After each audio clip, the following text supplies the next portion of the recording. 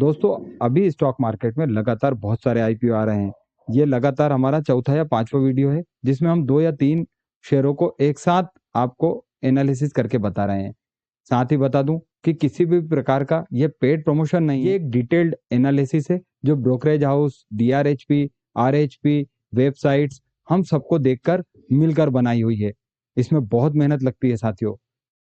तो आज जिन दो आईपीओ का हम एनालिसिस करेंगे वो है सहसाई टेक्नोलॉजी और ईपेक प्रीवेब टेक्नोलॉजी। दोनों अलग अलग सेक्टर के हैं। दोनों के अपने बेनिफिट और रिस्क हैं। सहसाई एक पेमेंट सॉल्यूशन और बीएफएसआई सर्विस कंपनी है, जबकि ईपेक प्रीवेब कंस्ट्रक्शन और इंफ्रास्ट्रक्चर से है। सवाल यह है कि इन दोनों में से कौन सा आईपीओ आपके पोर्टफोलियो के लिए सही चॉइस होगा। क्या आपको क्विक लिस्टिंग गेन के लिए अप्लाई करना चाहिए या लॉन्ग टर्म वेल्थ क्रिएशन के लिए। आज मैं इन दोनों आईपीओ के कंप्लीट कंपैरिजन करूंगा जिससे आपको क्लियर पिक्चर मिल जाए। ध्यान रहे, मैं सेबी रजिस्टर्ड एडवाइजर नहीं हूँ। वीडियो केवल इंफॉर्मेशन और एजुकेशन पर्पस पर है, जिसे अलग अलग ब्रोकरेज हाउस के अनुसार बनाया गया है। किसी भी प्रकार के निवेश की सलाह नहीं है। अब पहले समझते हैं सहसाई टेक्नोलॉजी के बारे में। यह कंपनी 1993 से ऑपरेट कर रही है, यानी 30 साल का प्रूवन ट्रैक रिकॉर्ड है। इनका मेन बिजनेस है payment card manufacturing, communication solution और आईओटी सर्विसेज। बीएफएसआई सेक्टर के लिए debit card, credit card, RFID tag और सिक्योर प्रिंटिंग सर्विसेज प्रोवाइड करती है। कंपनी का 63% रेवेन्यू पेमेंट सॉल्यूशन से आता है, 30% कम्युनिकेशन सर्विस से और 7% आईओटी सॉल्यूशन से। पेन इंडिया में चॉइस मैन्युफैक्चरिंग यूनिट है जो डेली 4.7 लाख कार्ड्स और 16.7 लाख आरएफआईडी टैग प्रोड्यूस करती है। मेजर क्लाइंट है बैंक्स, इंश्योरेंस कंपनीज और गवर्नमेंट एंटिटीज। यह कंपनी रेगुलेटेड और स्टेबल बीएफएसआई सेक्टर को सर्व करती है।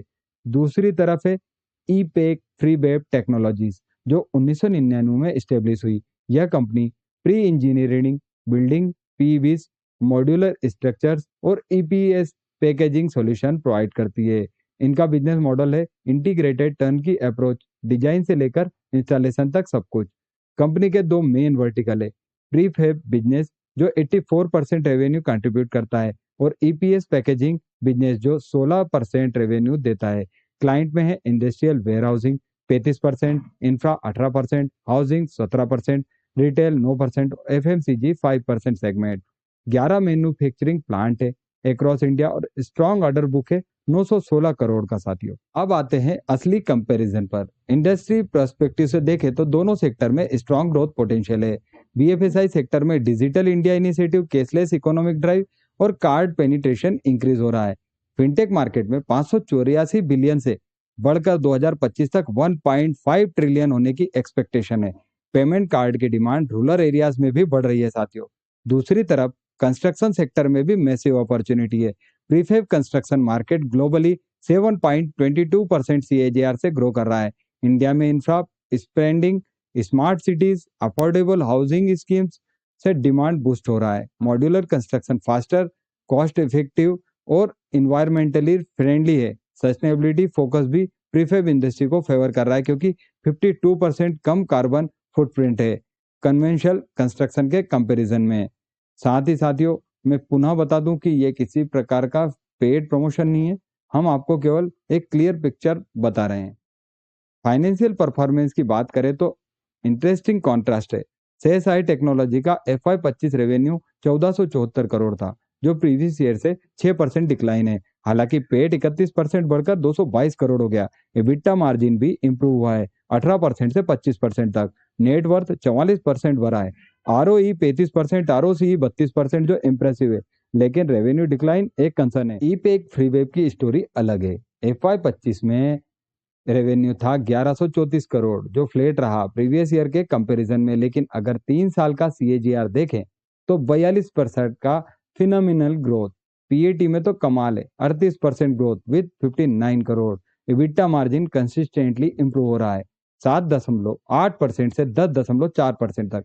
आरओई 23% और ROC 23%। Order book visibility excellent, 8,000 crore का total order book. IPO details में भी डिफरेंस है। शेष आय का टोटल साइज है 813 करोड़, 480 करोड़ फ्रेश इश्यू है, 333 करोड़ ओएफएस है। प्राइस बैंड 402 से 423। IoT size 35 share. Current GMP 88 है, मतलब 21% के अराउंड लिस्टिंग गेन एक्सपेक्टेड है। डे वन सब्सक्रिप्शन 0.97% था। ईपेक प्रीवेब का साइज छोटा है, 504 crore, 300 crore fresh issue, 204 crore OFS, price band 194 से 204, आईओटी साइज 73 से यार, जीएमपी 15 है, मतलब 7% के अराउंड मॉडरेशन है। दोनों कंपैरिजन फ्रेश इश्यू फंड को डेप्ट रिपेमेंट और एक्सपांशन के लिए यूज करेगी। रिस्क फैक्टर की बात करें तो दोनों के अलग अलग चैलेंजेस है। सीएसआई में कस्टमर कंसंट्रेशन रिस्क है, लिमिटेड बीएफएसआई क्लाइंट पर डिपेंडेंसी, डिजिटल पेमेंट सॉल्यूशन का ग्रोथ फिजिकल कार्ड के डिमांड को अफेक्ट कर सकता है। टेक्नोलॉजी ऑब्सोलेसेंसी का एक रिस्क है, रॉ मटेरियल प्राइस वॉलेटिलिटी भी कंसर्न है, वर्किंग कैपिटल इंटेंसिव बिजनेस है और कंपटीशन भी इंटेंस है, एस्टेब्लिश्ड प्लेयर्स है। ईपेक फ्रीबैग में भी अपने रिस्क है, कस्टमर कंसंट्रेशन ईपीएस बिजनेस में टॉप 10 कस्टमर से 71% रेवेन्यू, कंस्ट्रक्शन सेक्टर साइक्लिक होता है, raw material price volatility major concern है, स्टिल एक्सक्यूशन रिस्क है, एक्सपांशन प्रोजेक्ट में कंपटीशन बहुत टफ है, एलएनटी टाटा प्रोजेक्ट जैसे जाइंट्स है। दोस्तों ब्रोकरेज हाउस के अनुसार दोनों आईपीओ अपनी अपनी जगह स्ट्रांग है। अगर आप शॉर्ट टर्म लिस्टिंग गेन के लिए देख रहे हैं तो सीएसआई का जीएमपी बेहतर लगता है, 88 वर्सेस 15, लेकिन गारंटीड नहीं। लॉन्ग टर्म पर्सपेक्टिव से देखें तो मैं पर्सनली ईपेक प्रीफेब को करना चाहूंगा, क्योंकि इंफ्रा सेक्टर का फ्यूचर ब्राइट लगता है मुझे। ऑर्डर बुक विजिबिलिटी एक्सीलेंट और वैल्यूएशन रिजनेबल है। हालांकि सीएसआई भी स्टेबल बिजनेस है with recurring revenue model. Conservative investor के लिए सीएसआई बेटर ऑप्शन हो सकता है, ग्रोथ ओरिएंटेड इन्वेस्टर के लिए ईपेक अट्रैक्टिव है। जो इन्वेस्टर डाइवर्सिफिकेशन चाहते हैं वो दोनों में स्मॉल एलोकेशन करते हैं। निवेश करने से पहले अपने वित्तीय सलाहकार से सलाह जरूर लें। मैं सब्सक्रिप्शन देखकर सीएसआई या ईपेक प्रीवेब जिसमें भी अप्लाई करूंगा अपने वीडियो में आपको बताऊंगा। साथियों आपको कौन सा आईपीओ ज्यादा प्रॉमिसिंग लगता है कमेंट सेक्शन में जरूर बताएं। अगर यह कंपैरिजन हेल्पफुल लगा हो तो लाइक शेयर और सब्सक्राइब जरूर करें। एक इंपॉर्टेंट डिस्क्लेमर फिर से कि मैं सेबी रजिस्टर्ड इन्वेस्टमेंट एडवाइजर नहीं हूं। ये वीडियो प्योरली एजुकेशनल और इन्फॉर्मेशन पर्पज से।